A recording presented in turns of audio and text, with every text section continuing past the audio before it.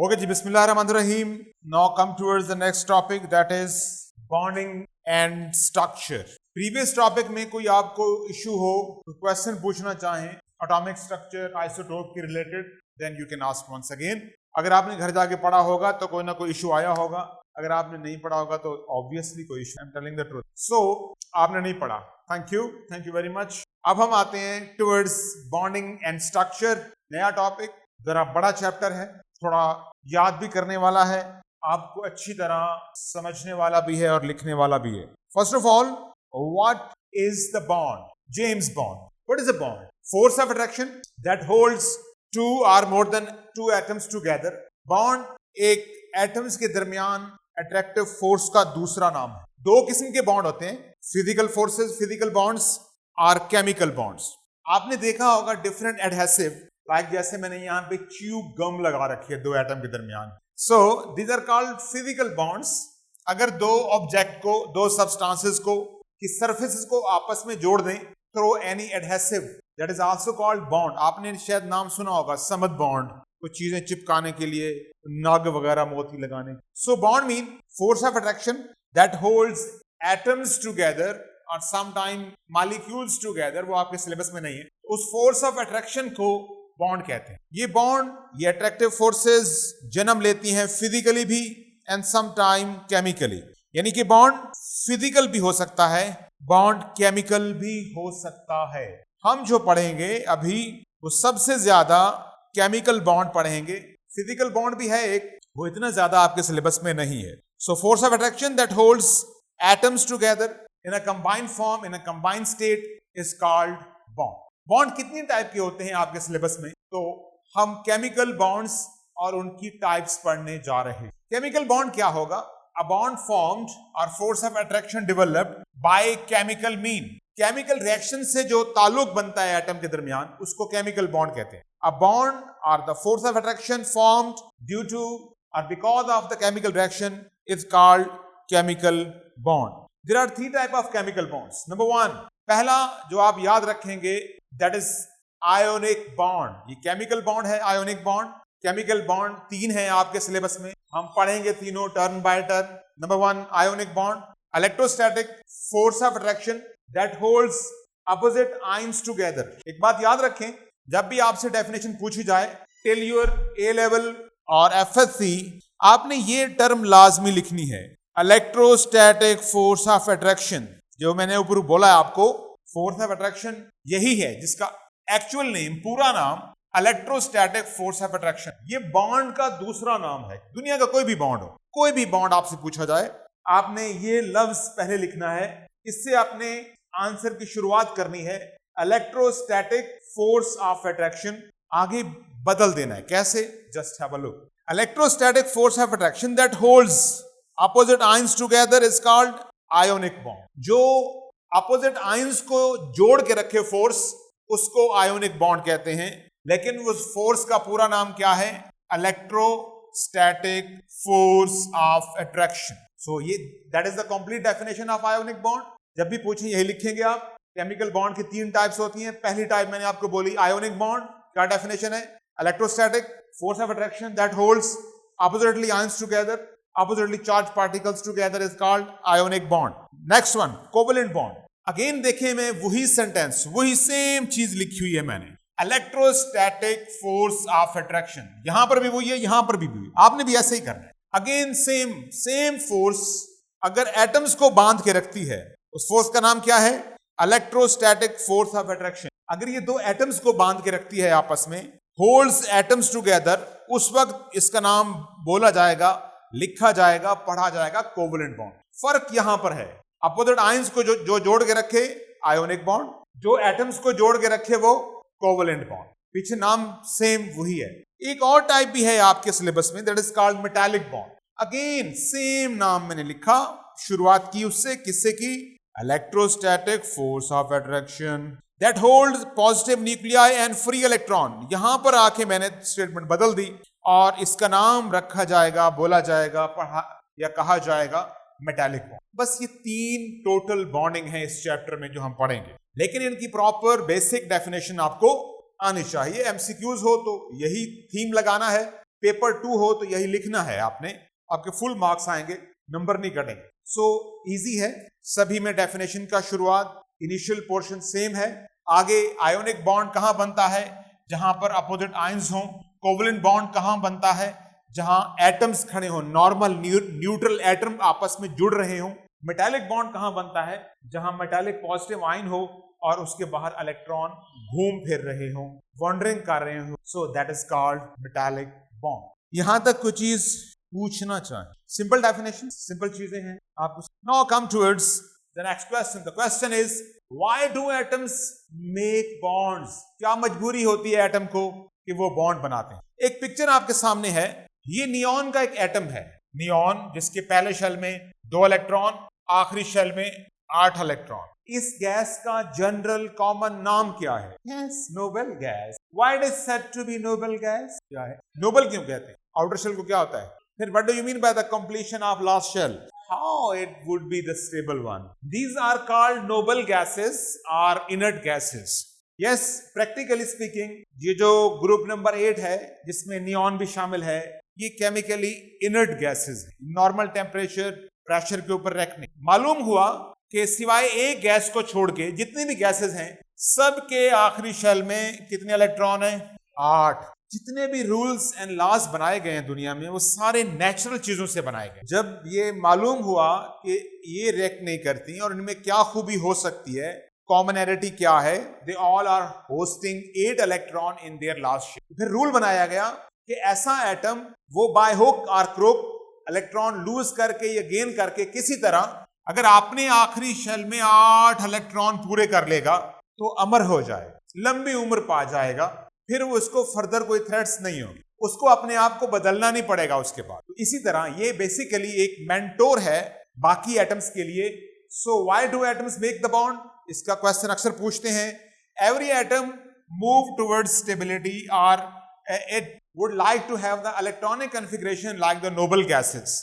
Hydrogen को छोड़ के बाकी जितने भी एटम हैं वो सारे अपने आखिरी शेल में 8 इलेक्ट्रॉन्स पूरा करना चाहते हैं। इसीलिए या वो इलेक्ट्रॉन लूज करते हैं या वो इलेक्ट्रॉन गेन करते हैं या वो इलेक्ट्रॉन शेयर कर लेते हैं, कॉमन आपस में शेयरिंग करते हैं इलेक्ट्रॉन की, ताकि उनके आखिरी शेल में इलेक्ट्रॉन पूरे हो जाएं। ठीक है, तो basically every atom tend to move towards attaining the electronic configuration of noble gases or inert gases. That is the basic reason why atoms makes bond. Atom, normal atom को क्या जरूरत है, वो सुकून से आराम से बैठा रहे, वो बॉन्ड क्यों बना रहा है? तो उसकी रीजन ये है कि वो नोबल गैस की तरह होना चाहता है। अभी तक हमने पढ़ा 3 डेफिनेशंस पढ़ी हमने, और 3 definition of ionic bond, covalent bond, metallic bond, and this one, why do atoms have to make the bond? Okay, next one I am going to explain now the first topic, major main bonding, ionic bonding. Ionic bond क्या होता है? Once again, electrostatic force of attraction, क्या बोला था मैंने? That holds, शाबाश, opposite ions together. The bond is called, the force is called ionic bonding or ionic bond. अब next question, कौन कौन से एलिमेंट बनाएंगे आयोनिक बॉन्ड? कौन कौन से एलिमेंट इन द प्रोडक्ट? क्या सारे एलिमेंट बनाएंगे आयोनिक बॉन्ड जितने भी प्रोडक्ट टेबल में हैं? नो, नहीं। यस, कुछ बनाएंगे। कौन कौन बना सकते हैं, आपस में मिल सकते हैं? Ionic bond is form between metals and non metals. Mostly, usually जब भी मेटल और नॉन मेटल मिलते हैं आपस में आयोनिक बॉन्ड बनता है। Whenever you are allowed to react a metal with a non-metal, जब आप एक मेटल को नॉन मेटल के साथ मिक्स करते हैं, गर्म करते हैं, हीट करते हैं, तो एक नया कंपाउंड बनेगा। उस कंपाउंड में जो बॉन्ड्स होंगे वो होंगे ionic bonds, like NaCl, Na positive ion, Cl negative ion, magnesium fluoride MgF2, magnesium 2 positive charge ion, and 1F is going to have 1 negative ion. So basically whenever metals and non-metals, ये पहचान है इसकी। Mostly का मतलब exceptions हैं यहाँ पर, 100% rule ये नहीं है, लेकिन अक्सर क्या होता है, metals and non metal when they meet together they make a compound, that compound is ionic compound, mean there is ionic bond between them. एक एक्सेप्शन आपने अपने सिलेबस में याद रखनी है, गौर से देखें, NH4Cl इसका स्ट्रक्चर कुछ यूं है, NH4 positive ion, Cl negative ion. इसमें बताएं कौन सा मेटल है, which one element is the metallic element in NH4Cl। Periodic table आपके पास है, देख के खोल के बता सकते हैं। क्या N मेटल है? नहीं है। H मेटल है? नहीं है। Cl मेटल है? नहीं है। कोई भी मेटल नहीं है, even though it is having ionic bond between these two ions। ये आयंस यहां पर मौजूद हैं और इनके दरमियान जो बॉन्ड होगा वो क्या होगा? Ionic bond. सो मेटल के बगैर भी आयोनिक बॉन्ड बन सकता है। Ionic bond can be made without metallic positive ion. There is only one exception in your syllabus, that is of NH4 positive ion. इस आयन का नाम क्या है अगर आपने पहले कभी सुना हो? जस्ट आयन का बताएं, पॉजिटिव आयन का। शाबाश, गुड, आपने सही बोला था, अमोनियम आयन, राइट। तो जहां जिस कंपाउंड में अमोनियम आयन होगा वो कंपाउंड भी आयोनिक होगा। आल्दो ये नाइट्रोजन और हाइड्रोजन के दरमियान कोवलेंट बॉन्ड है, यानी इस कंपाउंड में दोनों बॉन्डिंग है, कोवलेंट भी है और आयोनिक भी है। लेकिन एक बात अभी हमने कोवलेंट नहीं पढ़ा है, तो आपने आयोनिक याद रखना है, आयोनिक बॉन्ड होगा इसमें लाजमी। Now come toward the next further example. Ionic bond कैसे बनता है? Just have a look. For example, एक सोडियम एटम है मेरे पास, एक क्लोरीन एटम है मेरे पास। सोडियम एटम में कितने इलेक्ट्रॉन होते हैं टोटल? 11, 2, 8, 1। बताइए ये नोबल गैस की तरह कैसे हो सकता है? एक लूज कर दे, ये 7 गेन करके, क्या वो 7 गेन करके भी हो सकता है या नहीं? Which one is preferable? 7 metallic atom कभी भी इलेक्ट्रॉन गेन नहीं करे। कौन कौन से मेटल हैं बाद में मैं आपको बताऊंगा, ग्रुप 1 का मेटल है स्पेशली। तो ये सिर्फ इलेक्ट्रॉन लूज कर सकता है। अगर ये इलेक्ट्रॉन लूज कर देगा तो आखिरी शेल में इसका इलेक्ट्रॉन यहां से चला जाएगा, तो इसका शेल भी काउंट उस वक्त नहीं करेंगे। Now the last shell will be the second one. Let me mark it properly, right. अब देखिए इलेक्ट्रॉन लूज करने के बाद इसके कितने शेल बाकी रह गए हैं? 2। अब इसका आखिरी शेल ये है, इलेक्ट्रॉन नहीं है तो शेल काउंट नहीं करेंगे आप। और इस वक्त आखिरी शेल में कितने इलेक्ट्रॉन है? 8। अमर हो गया, ये लंबी उम्र पा गया, and so on. Come towards the Cl, chlorine 2, 8, 7। आखिरी शेल में 8 पूरे करने के लिए क्या करेगा? एक इलेक्ट्रॉन 7 बाजू वाले भाई से एक्सेप्ट कर लेगा, कबूल कर लेगा। ये इलेक्ट्रॉन यहां से निकला, यहां पे चला गया, that is called mutual transfer of electron. Mutual, 2 atom आमने सामने आएंगे, एक इलेक्ट्रॉन लूज करेगा, दूसरा एटम इलेक्ट्रॉन गेन कर लेगा। जो गेन करेगा उसके ऊपर नेगेटिव चार्ज, जो लूज करेगा उसके ऊपर पॉजिटिव। अब देखें दोनों अमर हो गए हैं। इसके बाद सोडियम पॉजिटिव 1 पॉजिटिव के बाद सोडियम कोई रिएक्शन नहीं करेगा। Cl1 नेगेटिव के बाद Cl भी कोई फर्दर रिएक्शन शो नहीं करेगा automatically special. So just have a look कि हमारे पास क्या बनेगा। The final picture is this one. एक के ऊपर पॉजिटिव चार्ज आ गया, दूसरे के ऊपर नेगेटिव चार्ज आ गया। अब ये जो पॉजिटिव और नेगेटिव चार्जेस हैं, they are attracting themselves by the force of attraction that is known as, that is called ionic bond. शाबाश, electrostatic force of attraction that is called ionic bond. तो ये इन दोनों के दरमियान जैसे मैग्नेट के 2 पोल आपस में अट्रैक्ट करते हैं, सिमिलरली ये भी एक दूसरे को खींचेंगे और इस वक्त हम इनको बोलेंगे आयोनिक बॉन्ड। ये डॉट एंड क्रॉस डायग्राम है। कैसे बनाते हैं डॉट एंड क्रॉस, आगे चल के मैं आपको बताता हूं। तो देखिए सोडियम ने इलेक्ट्रॉन लूज किया, क्योंकि मेटल है, हमेशा मेटल इलेक्ट्रॉन लूज करेगा। इसने इलेक्ट्रॉन गेन किया Cl ने, ये नॉन मेटल है, non metal usually gains electron. Mutual transfer हो गया है, एक पॉजिटिव चार्ज बन गया, एक नेगेटिव चार्ज वाला आयन बन गया, सॉरी ये पॉजिटिव आयन बन गया, ये नेगेटिव आयन बन गया, और दोनों ने after the formation of positive and negative ion एक दूसरे को खींचना शुरू कर दिया bye the force.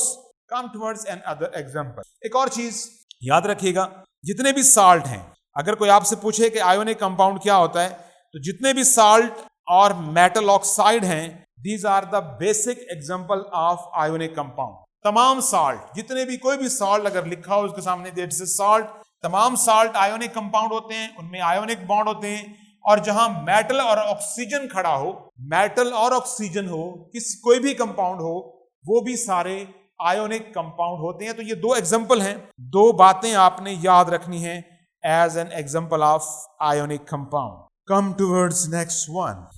For example, मेरे पास मैग्नीशियम है, इसके पहले शेल में 2 इलेक्ट्रॉन हैं, आखिरी शेल में 8 इलेक्ट्रॉन हैं, not last, I mean second shell में, और आखिरी शेल में 2 इलेक्ट्रॉन। ये जाके मिलना चाहता है F से। सामने हमने फ्लोरीन रखा है F के पहले शेल में 2 इलेक्ट्रॉन, दूसरे शेल में 7 इलेक्ट्रॉन। कौन सा बॉन्ड एक्सपेक्टेड है इनके दरमियान? अगर ये मिले, केमिकल रिएक्शन हो, आपस में बॉन्ड बनाएं, तो कौन सा बॉन्ड बनाएंगे? आयोनिक। गुड। कौन करेगा electron lose?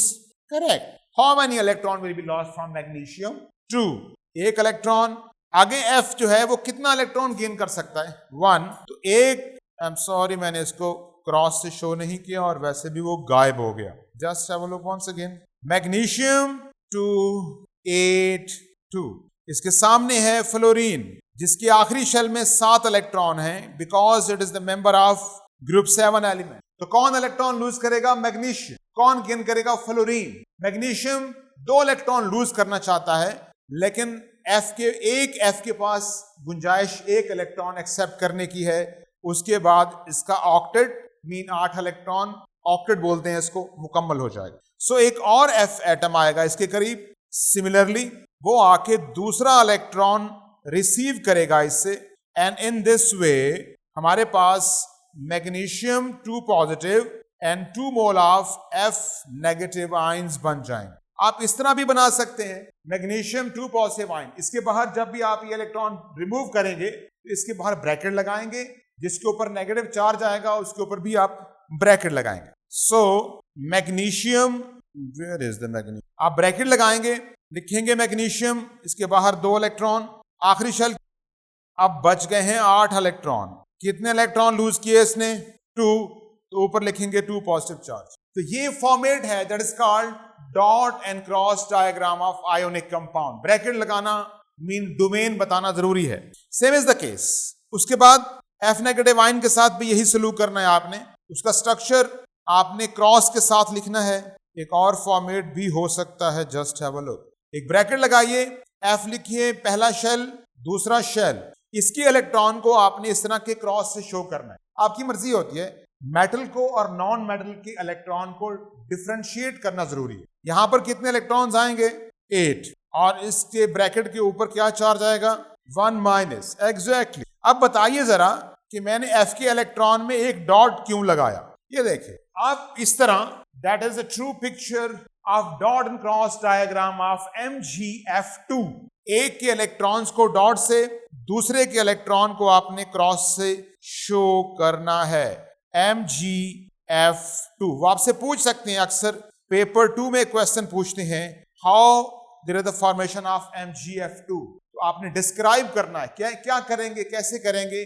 Magnesium is a metal, it will lose 2 electron. Fluorine is a non-metal. Each fluorine atom will gain 1 electron. Magnesium will carry 2 positive charge. Each F atom will carry 1 negative charge. So in this way, there is a formation of ions and they will attract by the ionic bonding. ये 2 या 3 mark का question, इसकी drawing ये आपको आनी चाहिए। एक और देखते हैं, आप खुद से ट्राई कीजिए। Na2O बनाइए, इसका dot and cross diagram. Sodium के एटम्स को आपने डॉट से शो करना है, ऑक्सीजन के एटम को आपने क्रॉस से शो कर। Try to make it on your notebook. Sodium group 1 का है, मैं बता देता हूं आपको। सोडियम में 11 इलेक्ट्रॉन होते हैं, ऑक्सीजन में 8 इलेक्ट्रॉन होते हैं। ये ग्रुप नंबर 1 का है और ये ग्रुप नंबर 6 का है। So just try to make the dot and cross diagram of Na2O. Okay, just have a look. पहली तो बात यह है, इस फार्मूला पे गौर कीजिए। आपके फार्मूला में कितने सोडियम होने चाहिए? 2 और 1 ऑक्सीजन है। सोडियम के पास टोटल 11 इलेक्ट्रॉन्स होते हैं, जैसे मैंने बताया आपको। तो 2 पहले शेल में, 8 आखिरी शेल में, नॉट आखिरी, second last, I am sorry, and 1 electron आखिरी शेल। ठीक हो गया।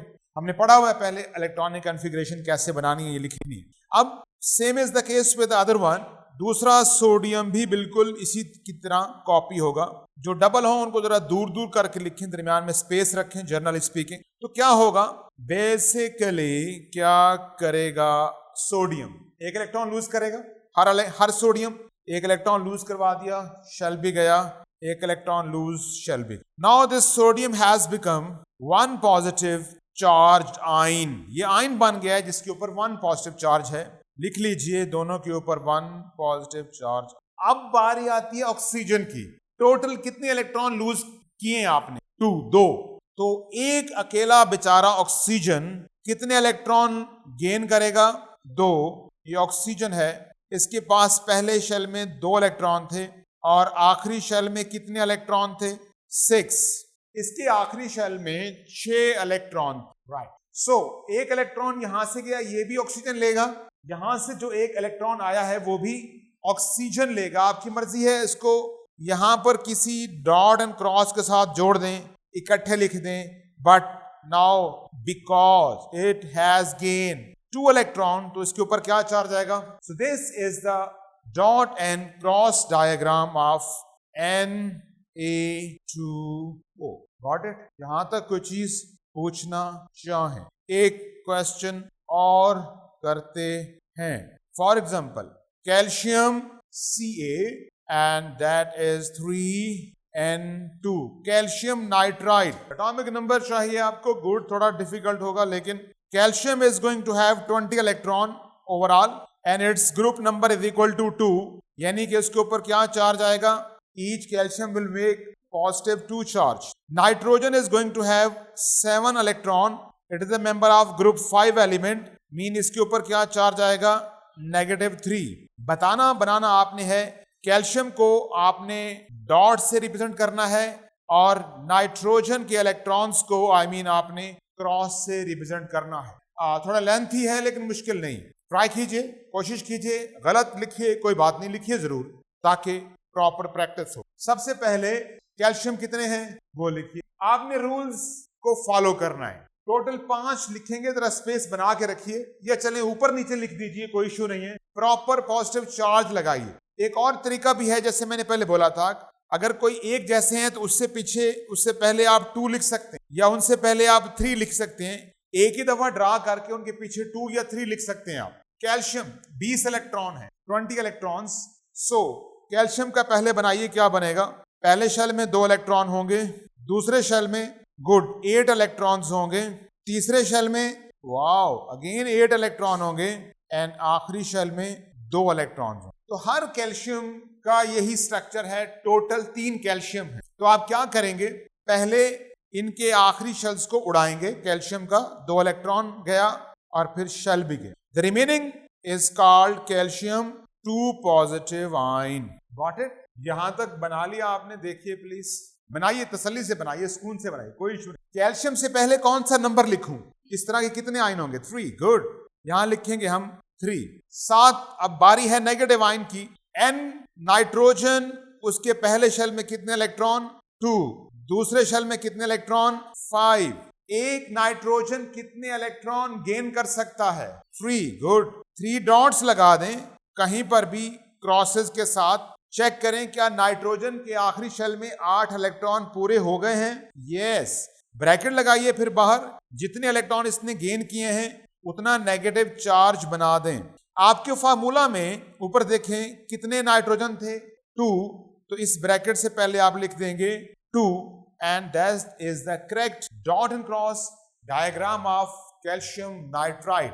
Got it? This is called dot and cross diagram of ionic compound. यहां तक कुछ चीज समझ ना आई हो, कुछ पूछना चाहें, please let me know. The last example once again, आज यही करेंगे, आगे नहीं पढ़ते हैं हम, आज हम यही एग्जांपल ही लिखेंगे। लिथियम, चलें lithium bromide. Lithium belongs to group number 1, bromine belongs to group number 7। Mean इसके ऊपर 1 नेगेटिव चार्ज आएगा, इसके ऊपर 1 पॉजिटिव चार्ज आएगा। Do you have the product table? Lithium is going to have 3 electron and bromine का मेरे ख्याल है 35 है। तो आप ब्रोमीन के सिर्फ लास्ट शेल इलेक्ट्रॉन शो करेंगे, सारे शो करने की जरूरत नहीं है, वो मैंने आपको बता दिए हैं। ये ग्रुप नंबर 7 में है तो इसकी आखिरी शेल में कितने इलेक्ट्रॉन होंगे? 7। सिर्फ आखिरी शेल इलेक्ट्रॉन Br के और लिथियम के पूरे इलेक्ट्रॉन शो करेंगे। एक लिथियम, एक Br, वेरी इजी। तो लिथियम, उसके बाहर एक सर्कल लगाइए, 2 इलेक्ट्रॉन, एक और सर्कल, दूसरा शेल, मेरा मतलब ये है एक और इलेक्ट्रॉन। अब एक इलेक्ट्रॉन लूज होगा तो एक शेल भी जाएगा। So this lithium is going to be lithium 1 positive ion charged ion. Same is the case. ये इलेक्ट्रॉन कौन रिसीव करेगा? साथ बाजू वाला जो Br बैठा हुआ है, उसके सिर्फ आपने आखिरी शेल के इलेक्ट्रॉन शो करने हैं, ज्यादा शो करने की जरूरत नहीं है। क्रॉस के साथ 7 इलेक्ट्रॉन आपने शो करने हैं। So each Br, or there is only one Br, it will gain 1 electron from the lithium, and because it has gained 1 electron, it will make, or it will carry 1 negative charge. This is a true diagram of lithium bromide, that is an ionic compound. कोई भी ionic compound हो, उसकी diagram given हो, MCQs में choose करनी हो तब भी ऐसे करेंगे, लिखनी हो, ड्रा करनी हो तब भी ऐसा ही करेंगे। That's all about today. Thank you very much. Have a nice day.